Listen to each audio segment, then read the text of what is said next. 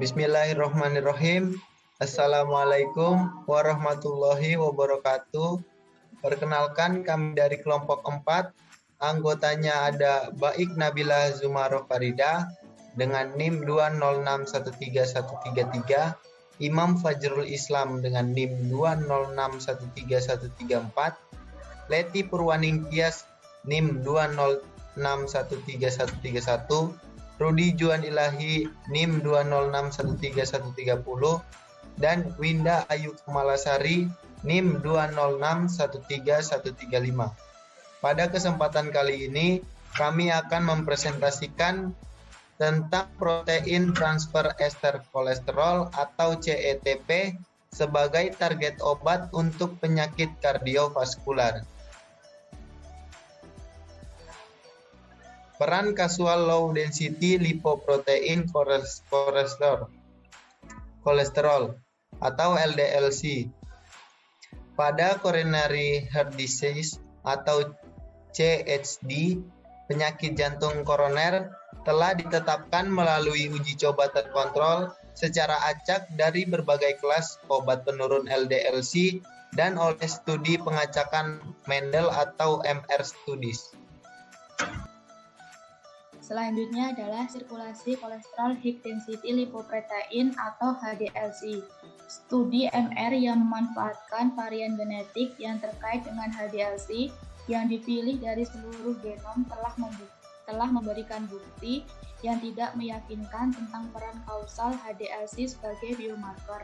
Temuan dari RCT, niacin, dan inhibitor kolesterol ester transfer protein atau CETP dikembangkan untuk mencegah penyakit jantung koroner atau CHD dengan meningkatkan HDLC juga mengecewakan. Berikutnya adalah evaluasi efek dari gangguan target obat. Untuk mengevaluasi efek yang berpotensi beragam dari gangguan target obat, maka digabungkan MR target obat dengan pemindaian seluruh fenomena lebih dari 190 biomarker penyakit atau titik akhir klinis yang relevan dengan hasil kardiovaskuler serta non-kardiovaskuler. Jika memungkinkan, maka dibandingkan perkiraan efek MR target obat dengan perkiraan efek spesifik senyawa yang berasal dari tinjauan sistematis dan meta-analisis RCT inhibitor CETP. Kegagalan tepat sasaran akan menghasilkan efek pengobatan yang konsisten di semua senyawa, yang seharusnya sesuai dengan efek tepat sasaran yang dimodelkan melalui MR. Sedangkan inkonsistensi dalam efek akan mencerminkan kegagalan gabungan karena keterlibatan target yang tidak memadai atau efek di luar target.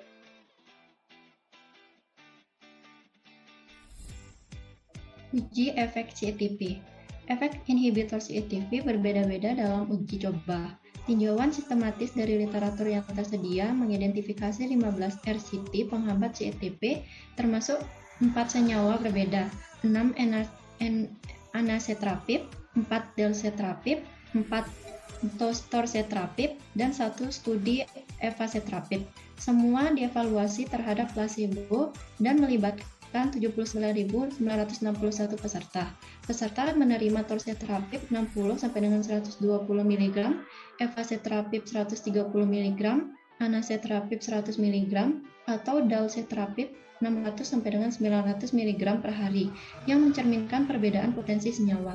Keempat senyawa tersebut memiliki efek yang dapat meningkatkan HDLC dan mengurangi LDLC, tetapi besarnya efek berbeda antara senyawa. Anacetrapib dan evacetrapib memiliki efek peningkatan HDLC terbesar, masing-masing 130 dan 132%, diikuti oleh torcetrapib 52% dan dalcetrapib 29%.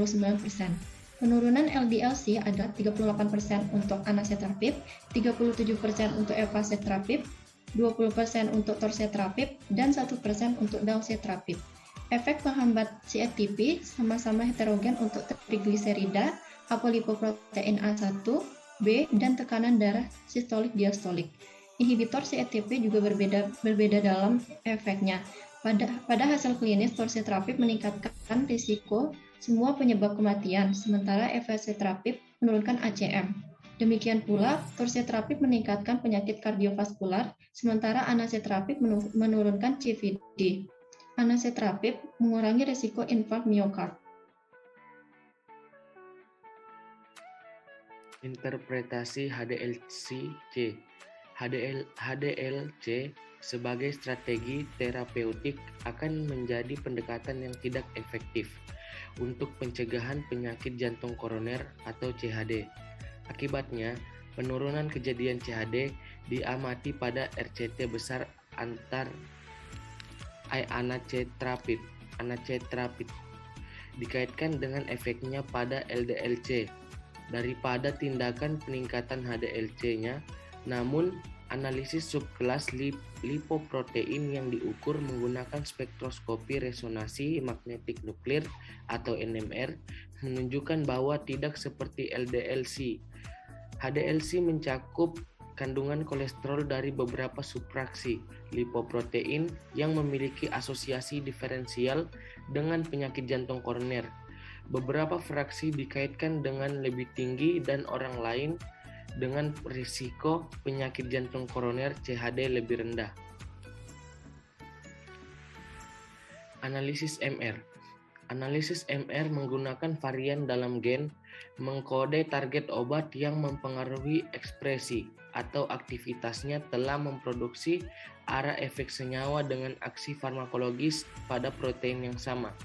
Mengingat respon dosis obat yang biasanya non-linear dan varian yang biasanya sederhana, tetapi varian genetik yang relatif umum memiliki tingkat atau fungsi protein, mungkin sulit untuk melampaui kesimpulan tentang arah dan urutan peringkat efek.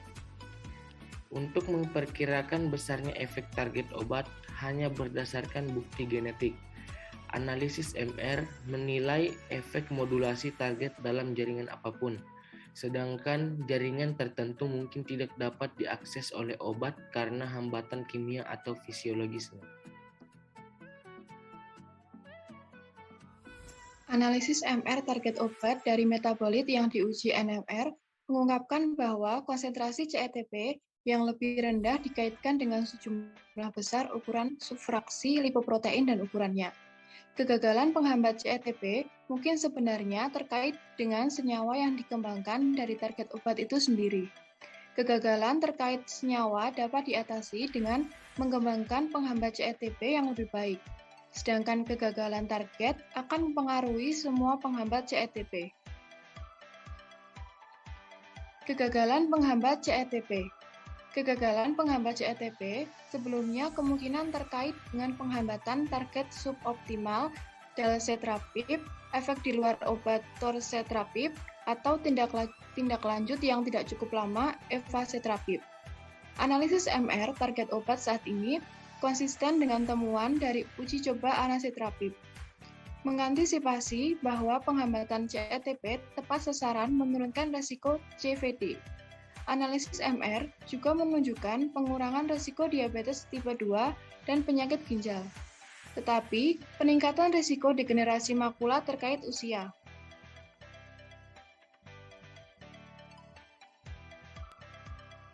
Demikian hasil presentasi dari kelompok kami. Jika ada pertanyaan dapat disampaikan di kolom komentar. Kurang lebihnya mohon maaf. Saya cukupkan. Burung Irian Burung Cendrawasih. Cukup sekian dan terima kasih. Wassalamualaikum warahmatullahi wabarakatuh.